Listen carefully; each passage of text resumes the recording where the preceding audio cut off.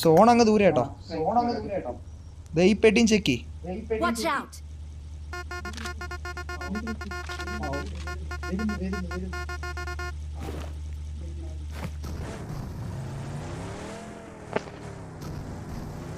അവന്റെ വിചാരം നമ്മൾ അവനെ കണ്ടില്ലെന്ന് കേട്ടാ.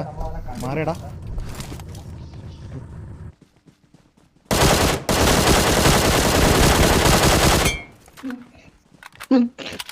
വാ.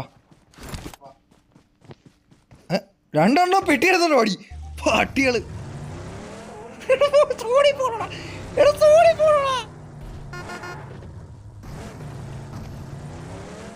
കംഫർട്ടബിൾ ആക്കി ആ സമയത്ത്. ഓ അറിയാതെ. പക്ഷെ നല്ല അടിയുള്ളതില്ല, കംഫർട്ടബിൾ ആണല്ലേ.